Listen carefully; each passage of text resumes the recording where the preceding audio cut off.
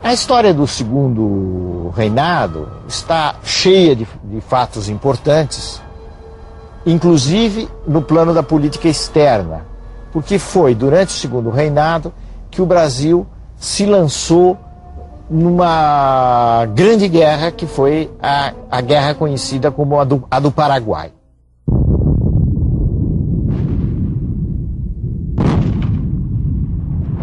Essa guerra é também conhecida como a Guerra da Tríplice Aliança. Tríplice porque envolveu 3 países aliados contra o Paraguai: o Brasil, a Argentina e o Uruguai. O resultado do conflito foi um verdadeiro desastre. O Paraguai foi arrasado, a população masculina do Paraguai caiu muito, houve milhares de mortos brasileiros, milhares de mortos argentinos e uruguaios.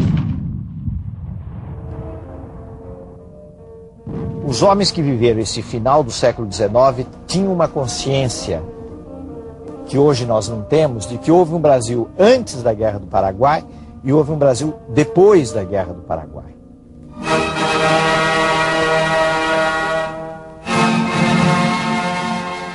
Primeiro, houve uma maior consciência de que havia um problema grave da escravidão, porque muitos escravos foram lutar na Guerra do Paraguai. Alguns quiseram lutar, outros foram obrigados, na sua maioria, a lutar.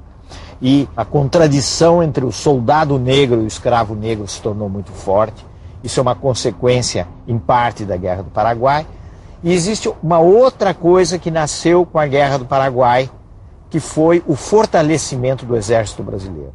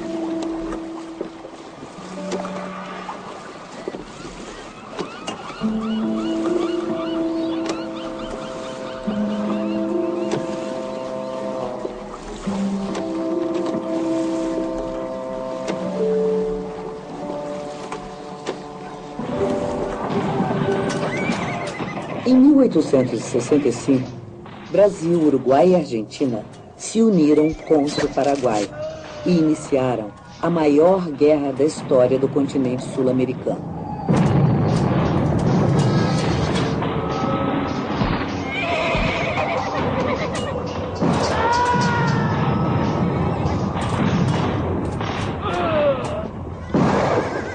Foram 5 anos e meio de sangrentas batalhas. Os povos envolvidos saíram do conflito mais conscientes de suas nações e chorando a tragédia dos 300.000 mortos e muito mais feridos. Esta é a Guerra do Paraguai.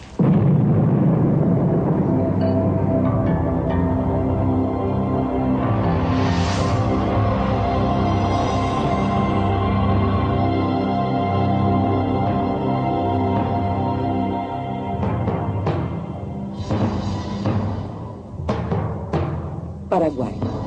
Cravado no coração da América do Sul, este pequeno país tem uma das histórias mais ricas e conturbadas da região do Prata.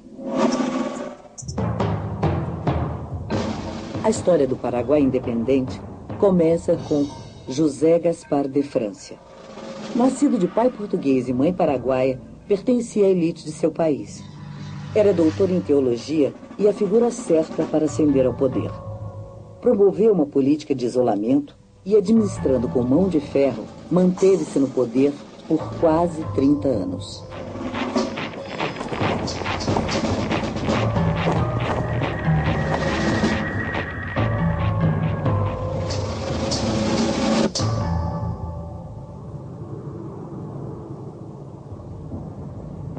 Os paraguaios estavam unidos pelo homem forte a quem chamavam de El Supremo, enquanto em países vizinhos havia divisão com conflitos internos.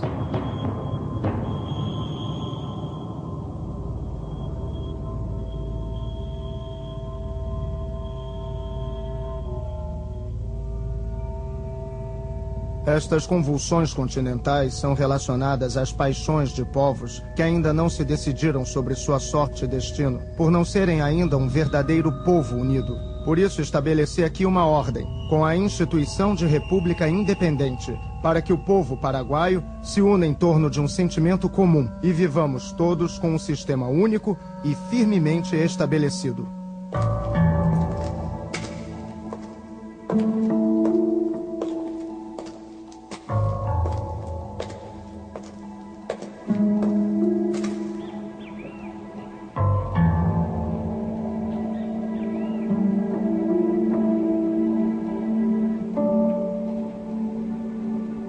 França liderou o país até morrer em setembro de 1840.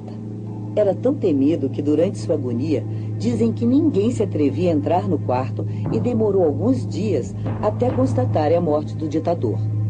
Por muito tempo, ele foi chamado de El Defunto, com o mesmo temor, como se ainda dirigisse os destinos do país.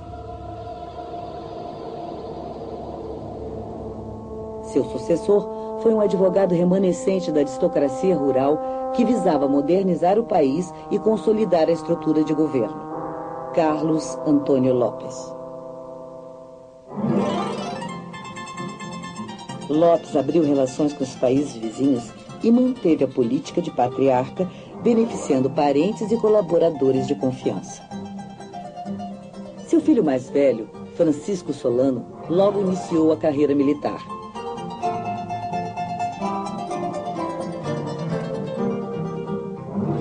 Devia estar preparado para formar um exército adequado aos novos tempos.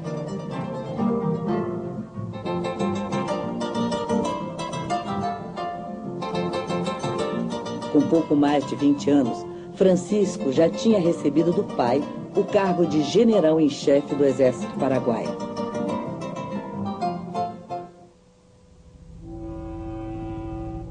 Quero fazer crescer o orgulho do meu povo.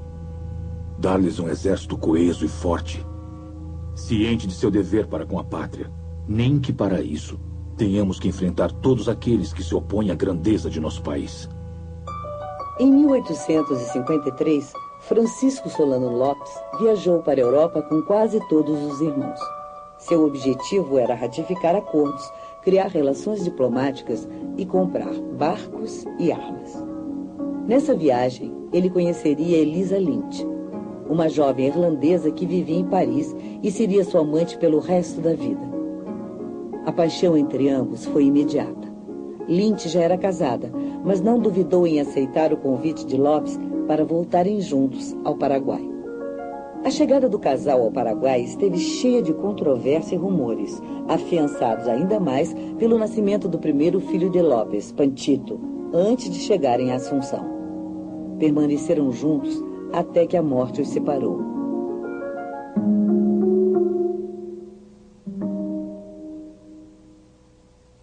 Depois de 20 anos, chegava ao fim o governo de Carlos Antônio Lopes. Ao lado do pai, em seus últimos dias, Francisco escutou os conselhos dele em relação às disputas diplomáticas.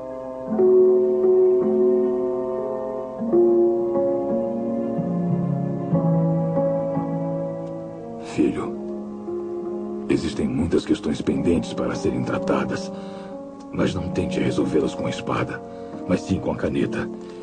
Especialmente com o Brasil. Ele apenas ouviu a advertência paterna.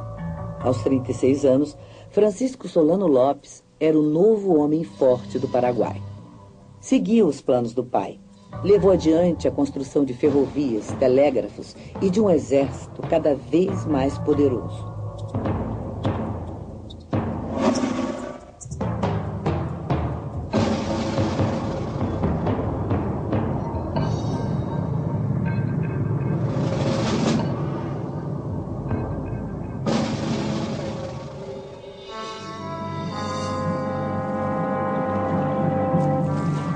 Lopes sonhava ser um governante influente na região do Prata, mas suas ambições logo se encontrariam com o expansionismo do Império Brasileiro. Em 1841, o Brasil coroava Pedro II como seu novo imperador. O país passou por um período regencial até que Dom Pedro II tivesse idade para assumir o trono. A população, cansada de conflitos regionais, clamava pela liderança de seu imperador. Pedia a coroação logo, depois de 9 anos de regência. Aos 15 anos, ele subiu ao trono. E assim, senhores, creio que apesar da pouca idade, encontrarão na pessoa deste que é seu imperador, assim designado por Deus, um servo fiel da pátria brasileira, que põe acima de tudo seus deveres de governante e guia fiel do povo brasileiro ao seu destino. Os desafios do novo imperador eram muitos. O Brasil ainda não tinha o senso de unidade nacional. Conflitos territoriais aconteciam com frequência em grande parte do país. A chamada Banda Oriental do Uruguai foi, desde os tempos coloniais, motivo de conflito entre Espanha e Portugal por ser a entrada da mais importante rota comercial da região, o Rio da Prata. Tropas portuguesas invadiram o Uruguai em 1817, com o pretexto de resguardar as fronteiras entre o Brasil e a província. Mais tarde, Brasil e Argentina se enfrentaram pelo controle do território. O conflito só seria resolvido com a intervenção da Inglaterra, que forçou o reconhecimento da independência da República Oriental do Uruguai, pondo fim à Guerra Cisplatina. Em 1864, fazendeiros do Rio Grande do Sul que criavam gado em terras uruguaias exigiam garantias do imperador, temendo medidas tributárias do governo do Partido Blanco. O Império Brasileiro fez pressões diplomáticas e os blancos buscaram apoio no Paraguai. Solano Lopes tentou negociar, mas foi ignorado. Ele temia que o Brasil começasse a interferir na política interna dos países e concluiu que só pelas armas poderia se impor na América Latina para fazer frente à pressão imperialista brasileira.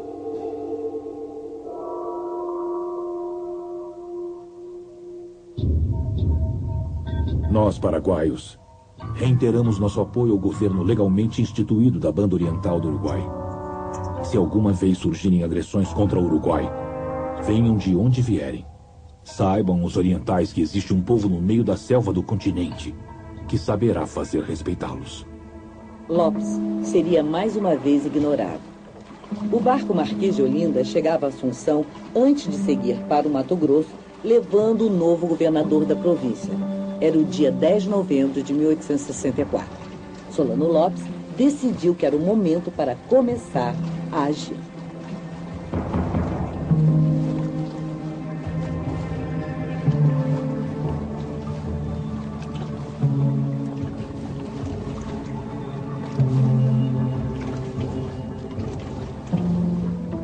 Se não temos uma guerra agora com o Brasil, acabaremos tendo uma numa época menos conveniente para nós.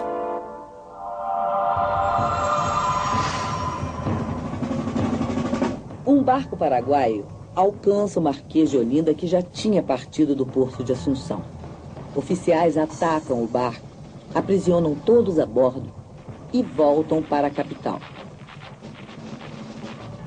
Lopes retira do Marquês de Olinda o emblema do Império Brasileiro e o coloca no chão do seu escritório, no Palácio Presidencial.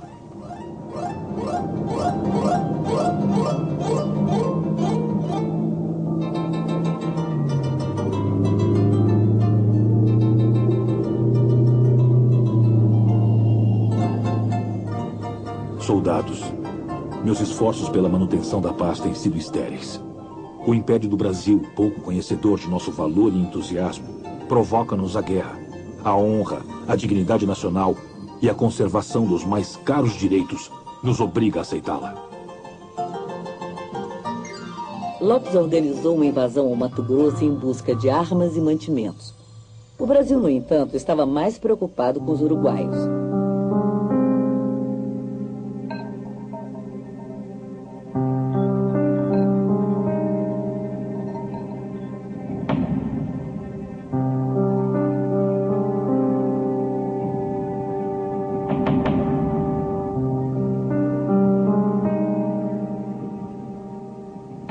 As tropas brasileiras tinham invadido o Uruguai em apoio decisivo ao líder do Partido Colorado, general Venâncio Flores, que lutava para tirar os blancos do poder.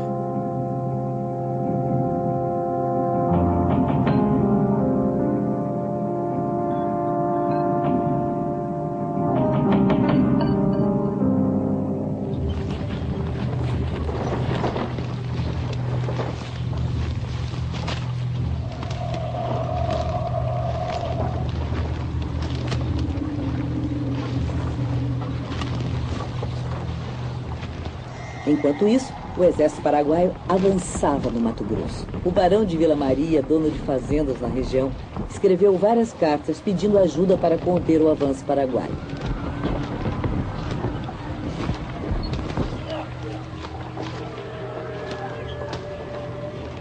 E é preciso que o senhor ministro tome as providências necessárias, em nome de Sua Majestade, o Imperador, contra este flagrante abuso das milícias estrangeiras. Ou, em pouco tempo, não terei mais sob minha propriedade as terras que a tanto custo amealhei, e quiçá o próprio Brasil dará por falta de um bom naco de seu território.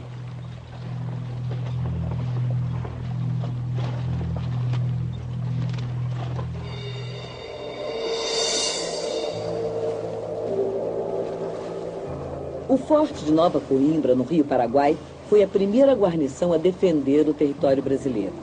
No dia 27 de dezembro de 1864, as forças do general Barrios abriram fogo contra a guarnição de 115 militares e algumas dezenas de índios, civis, prisioneiros e mulheres que ali estavam. Chegamos em 26 de dezembro por volta da meia-noite a 5 milhas da fortaleza. No dia seguinte desembarcamos e dos barcos abrimos fogo de canhão contra as muradas. O Ayambaí abriu fogo contra nós, então decidimos abordá-lo. Após tomarmos o navio, invadimos o forte e o encontramos abandonado. Sendo assim, tomamos o controle da fortaleza.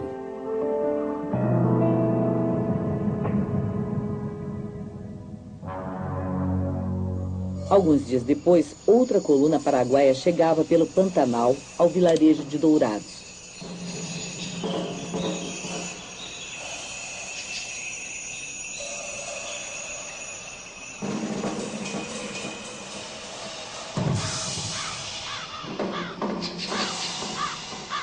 Ali, as forças brasileiras, com apenas 14 homens, enfrentaram as tropas de Solano Lopes.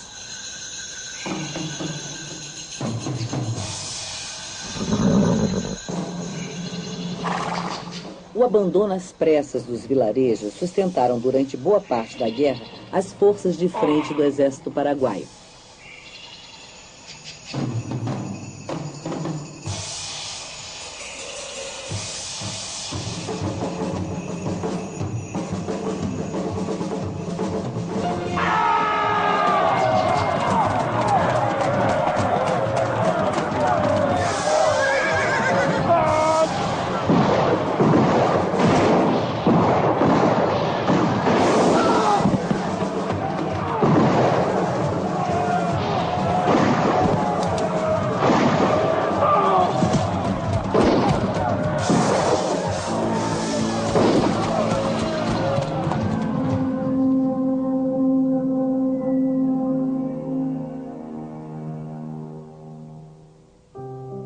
formação dos batalhões conhecidos como Voluntários da Pátria foi a primeira grande investida do governo imperial brasileiro para enfrentar a guerra.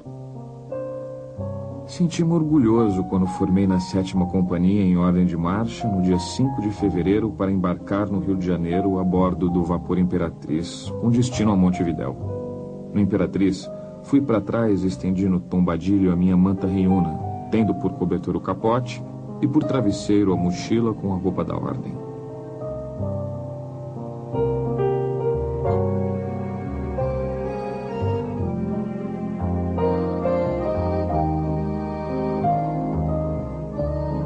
A Argentina mantinha-se neutra no conflito, pelo menos oficialmente. Seu presidente, Bartolomeu Mitre, era amigo pessoal de Flores e seguia com atenção os acontecimentos que se passavam no Uruguai.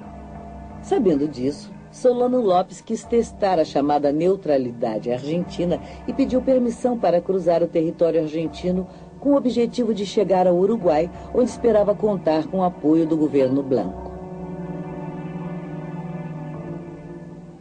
O governo da República do Paraguai espera que o governo argentino consinta, sem impor maiores dificuldades, que nosso pedido de cruzar o território argentino aconteça conforme o esperado, levando em consideração nosso respeito ao povo e às autoridades provinciais de vosso país.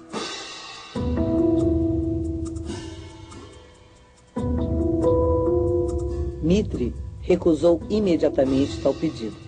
A recusa foi interpretada como um sinal de apoio ao Brasil e, em março de 1865, Solano Lopes declarou guerra à Argentina.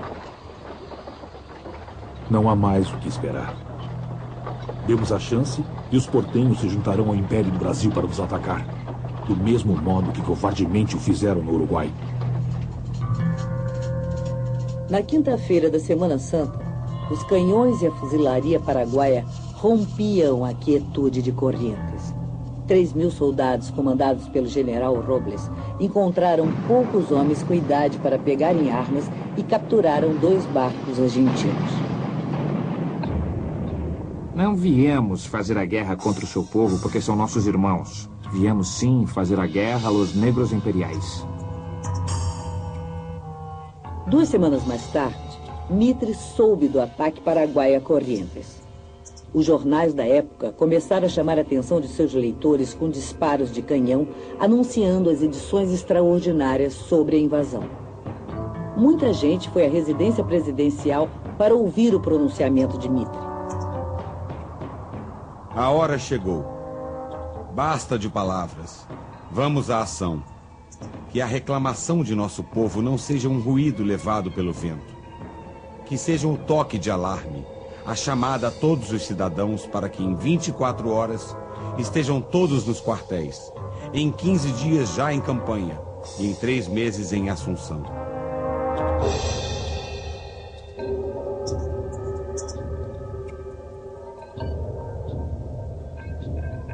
Mitre declara estado de sítio. A juventude argentina atende ao chamado para a luta, alistando-se.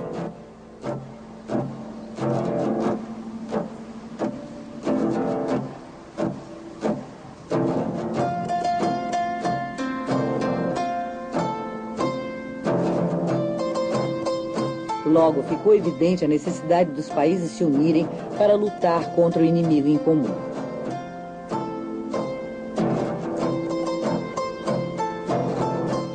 A aliança era vital para o Brasil ter acesso pelo Rio Paraná para enfrentar Solano Lopes.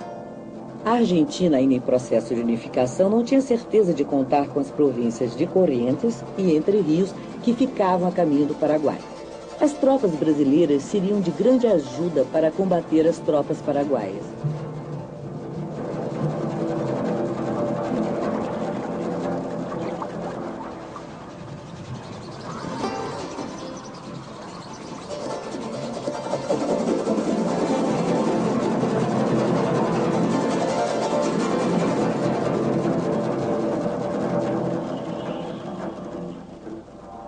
Um tratado foi assinado em Buenos Aires em 1º de maio. Designava Mitre comandante das forças aliadas. O comandante das forças brasileiras seria o general gaúcho Manuel Luiz de Osório. O Uruguai também foi incluído agora que o colorado Venâncio Flores, com a ajuda brasileira, tinha chegado ao poder. Lopes teria que enfrentar o exército de 3 países decididos a tirá-lo do poder.